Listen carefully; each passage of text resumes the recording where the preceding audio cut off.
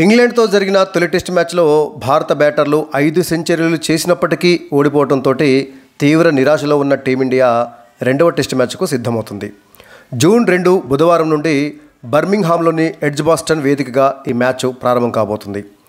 తొలి టెస్టు ముగిసిన తర్వాత రెండవ టెస్టు ప్రారంభం కావడానికి మధ్యలో వారం రోజుల విరామం రావడంతో టీమిండియా తన లోటుపాట్లను సవరించుకుని తిరిగి పుంజుకోవడానికి సరైనటువంటి సమయమే దొరికింది. రెండవ టెస్ట్ మ్యాచ్లో టీమిండియా తుది జట్టులో భారీగా మార్పులు చేర్పులు చేయబోతున్నట్లుగా తెలుస్తుంది. ముఖ్యంగా తొలి టెస్టులో ఇండియా ఓటమికి ప్రధాన కారణము బౌలర్ల వైఫల్యం. కాబట్టి బౌలర్ల మార్పు అనివార్యం. అదేవిధంగా తొలి టెస్టులో టీమిండియా ఓటమికి మరో ప్రధాన కారణము లోయర్ మిడిల్ ఆర్డర్ అదేవిధంగా టెయిల్ ఎండర్స్ బ్యాటర్ల యొక్క ఘోర వైఫల్యం. తొలి ఇన్నింగ్స్లో ఒక దశలో 3 వికెట్ల నష్టానికి 430 పరుగులు చేసినటువంటి టీమిండియా 471 పరుగులకే ఆల్అవుట్ అయింది. అంటే 41 పరుగుల వ్యవధిలో చివరి 7 వికెట్లను కోల్పోయిందన్నమాట. ఇక రెండవ ఇన్నింగ్స్లో కూడా దాదాపు అంతే. ఒక దశలో రెండవ ఇన్నింగ్స్లో 4 వికెట్ల నష్టానికి 333 పరుగులు చేసినటువంటి టీమిండియా 31 పరుగుల వ్యవధిలో 6 వికెట్లను కోల్పోయింది. కాబట్టి లోయర్ మిడిల్ ఆర్డర్ అదేవిధంగా టెయిల్ ఎండర్ బ్యాటర్లు కనీస పోరాట పటిమను మినిమం బ్యాటింగ్ను ప్రదర్శించాల్సినటువంటి అవసరం ఉంది. ఇక మూలిగెన్నకపై తాటికాయ పడ్డట్లు బౌలర్ల వైఫల్యంతో తొలి టెస్టులో ఓడినటువంటి టీమిండియా రెండవ టెస్టులో బుమ్రా లేడన్నటువంటి వార్త మరింత ఆందోళనను కలిగిస్తుంది. వర్క్లోడ్ మేనేజ్మెంట్లో భాగంగా రెండవ టెస్టు నుంచి బుమ్రాకు విశ్రాంతి ఇస్తున్నారన్న వార్త బలంగా వినిపిస్తుంది. అదే జరిగితే టీమిండియా పరిస్థితి మరింత దిగజారిపోతుందేమో. సో ఈ ఆందోళన అయితే అభిమానుల్లో కలుగుతుంది. ఈ నేపథ్యంలో రెండవ టెస్ట్ మ్యాచ్లో ఆడబోయేటటువంటి టీమిండియా తుది జట్టు కూర్పు ఎలా ఉంటుందో ఒకసారి పరిశీలిద్దాం. దాదాపుగా ఇప్పుడు చెప్పబోయే విధంగానే అదే ఆటగాళ్ళు సెకండ్ టెస్ట్లో ఆడేటటువంటి అవకాశం ఉంది. ఇక రెండవ టెస్టుకు టీమిండియా టాప్ ఆర్డర్లో ఎలాంటి మార్పులు ఉండవు. ఓపెనర్లుగా కేఎల్ రాహుల్ అండ్ యశస్వి జైస్వాల్ వీరిద్దరూ కొనసాగుతారు.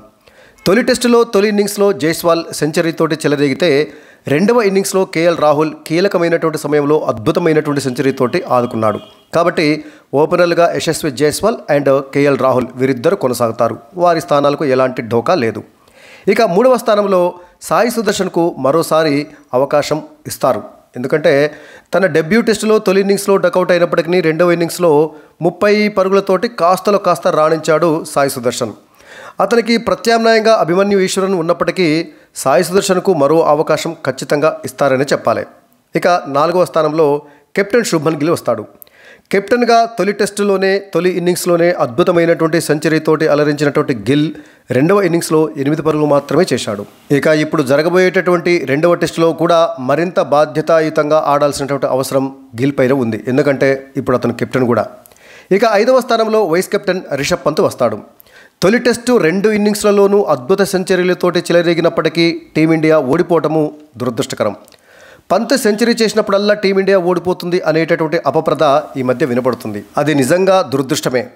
అయితే మిగతా ఆటగాళ్ళు కనీస పోరాట పటిమను కూడా చూపకపోతే పంత్ ఏం చేస్తాడు? ఒకవేళ అతను ఆ సెంచరీలు చేయకపోయి ఉంటే ఇండియా మరింత దారుణంగా ఇన్నింగ్స్ తేడాతోటి భారీ ఓటమిని మూటగట్టుకునేదే. కాబట్టి రిషబ్ పంత్ అదేవిధంగా తనదైనటువంటి స్టైల్లో రెచ్చిపోయి ఆడాల్సిందే. సో టీమిండియా బ్యాటింగ్ ఆర్డర్లో తొలి 5 స్థానాలలో ఎలాంటి మార్పు ఉండదు. కేఎల్ రాహుల్, యశస్వి జైస్వాల్, సాయి సుదర్శన్, తర్వాత శుభ్మన్ గిల్, రిషబ్ పంత్ ఈ 5గురు ఒకరి తర్వాత ఒకరు వస్తారు. ఇక ఎటొచ్చి 6వ స్థానం నుండే మార్పులు చేర్పులు ఉండేటటువంటి అవకాశం ఉంది. తొలి టెస్టులో 6వ స్థానంలో కరుణ్ నాయర్ బ్యాటింగ్కి వచ్చాడు. తన కెరియర్లో సుదీర్ఘ విరామం తర్వాత టెస్ట్ మ్యాచ్ ఆడినటువంటి కరుణ్ నాయర్ ఆ తొలి టెస్ట్ మ్యాచ్లో తొలి ఇన్నింగ్స్లో డకౌట్ అయిన విషయం మనకు తెలిసిందే. రెండవ ఇన్నింగ్స్లో కూడా పెద్దగా ఏం రాణించలేదు, 20 పరుగులు మాత్రమే చేశాడు. సో రెండవ టెస్టులో అతడిని ఆడిస్తారా లేదా? కరుణ్ నాయర్కు మరో అవకాశం ఇవ్వచ్చు.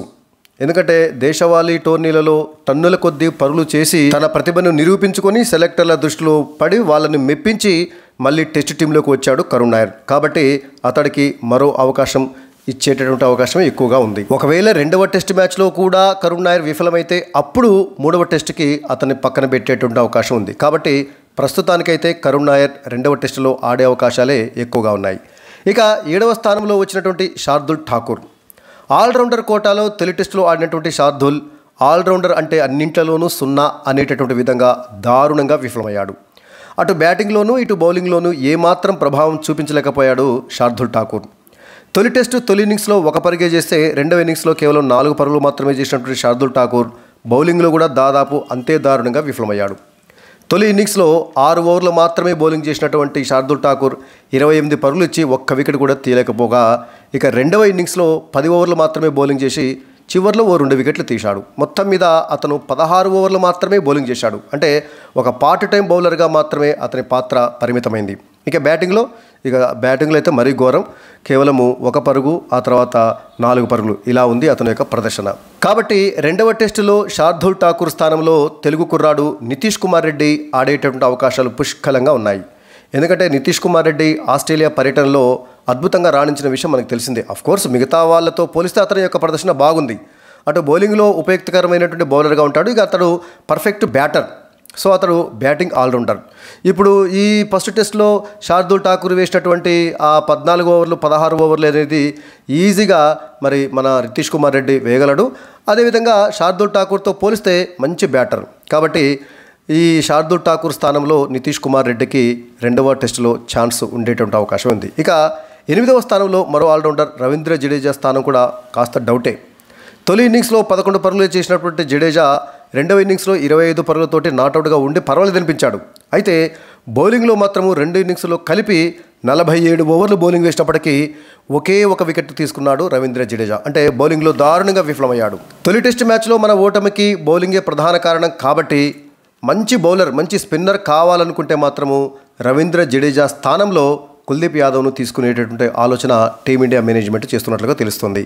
ఇక బుమ్రా ఆడితే సరి, లేదంటే అతని స్థానంలో ఆకాష్దీప్కు తుది జట్టులో స్థానం దక్కుతుంది. ఇక తొలి టెస్టులో సిరాజ్ పెద్దగా రాణించకపోయినప్పటికీ అతన్ని పక్కన పెట్టేటటువంటి అవకాశం లేదు. ఎందుకంటే పెద్దగా ప్రత్యామ్నాయ బౌలర్లు కూడా లేరు కాబట్టి, అందరినీ తీసి పక్కన పెట్టలేరు కాబట్టి రెండవ టెస్టులో సిరాజ్ను కొనసాగించేటటువంటి అవకాశాలే ఎక్కువ. ఇక ప్రసిద్ధ కృష్ణ స్థానంలో left hand fast bowler Harshdeep సింగ్కు తుది జట్టులో స్థానం దక్కేటటువంటి ఛాన్సే ఎక్కువ ఉంది. తొలి టెస్ట్ మ్యాచ్లో ప్రసిద్ధ కృష్ణ చాలా దారుణంగా విఫలమయ్యాడు. వికెట్లు తీయకపోగా వన్డేల తరహాలో భారీగా పరుగులను సమర్పించుకున్నాడు. సో ఫస్ట్ టెస్ట్లో ఫస్ట్ ఇన్నింగ్స్లో 20 ఓవర్లు బౌలింగ్ వేసినటువంటి ప్రసిద్ధ కృష్ణ ఏకంగా 128 పరుగులు ఇచ్చాడు. పైగా 1 వికెట్ కూడా తీయలేదు. ఓవర్కి సగటున 6.4 చొప్పున పరుగులు ఇచ్చాడు ప్రసిద్ధ కృష్ణ. అంటే వన్డేలకు ఎక్కువ, T20లకు తక్కువగా అన్నట్టుగా అతని యొక్క పరుగులు ఇవ్వడం జరిగింది. ఇక రెండవ ఇన్నింగ్స్లో కూడా 15 ఓవర్లు వేసి 92 పరుగులు, అంటే ఓవర్కి సగటున 6.1 చొప్పున పరుగులు ఇచ్చాడు. రెండవ ఇన్నింగ్స్లో 2 వికెట్లు తీసినప్పటికీ అప్పటికే ఇండియా ఓటమి ముందుగిట నిలిచింది. సో ప్రసిద్ధ కృష్ణ ఫస్ట్ టెస్ట్లో మొత్తంగా 2 ఇన్నింగ్స్లో కలిపి 35 ఓవర్లు బౌలింగ్ వేసి ఏకంగా 220 పరుగులు ఇచ్చిండు. ఓవర్కి సగటున 6కు పైగా పరుగులు ఇచ్చాడు ప్రసిద్ధ కృష్ణ. కాబట్టి ప్రసిద్ధ కృష్ణ స్థానంలో లెఫ్ట్ ఆర్మ్ ఫాస్ట్ బౌలరు మరి హర్షదీప్ సింగ్కు అవకాశం రావచ్చు. సో హర్షదీప్ సింగ్ ఇప్పటివరకు ఇంటర్నేషనల్ T20లలో ఆడిండు, వన్డేలలో ఆడిండు, కానీ టెస్ట్ మ్యాచ్లలో ఆడలేదు. ఇంతవరకు అవకాశం రాలేదు. కాబట్టి రెండవ టెస్ట్ ద్వారా హర్షదీప్ సింగ్ టెస్టులలో అరంగేట్రం చేసే అవకాశం ఉంది. సో మొత్తం మీద రెండవ టెస్టులో ఆడబోయేటటువంటి టీమిండియా తుది జట్టు కూర్పు ఇలా ఉండొచ్చు. ఓపెనర్లుగా యశస్వి జైస్వాల్ అండ్ KL రాహుల్ వీరిద్దరు కొనసాగుతారు. ఇక 3వ స్థానంలో సాయి సుదర్శన్, 4వ స్థానంలో శుభ్మన్ గిల్, 5వ స్థానంలో రిషబ్ పంత్, 6వ స్థానంలో కరుణ్ నాయర్. వీళ్ళు తొలి టెస్టులో ఆడిన విధంగానే తొలి 6 ఉండేటువంటి అవకాశం ఉంది.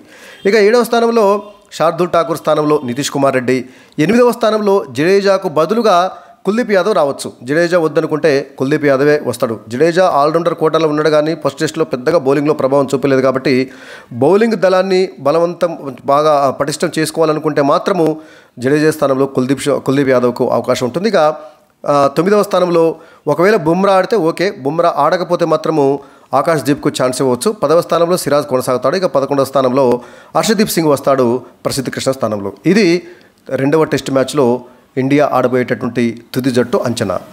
ఇక మీ అభిప్రాయం ఏమిటి? రెండవ టెస్టులో ఆడబోయేటటువంటి భారత తుది జట్టు కూర్పు ఎలా ఉండాలని మీరు భావిస్తున్నారో కామెంట్ సెక్షన్లో కామెంట్ చేయండి.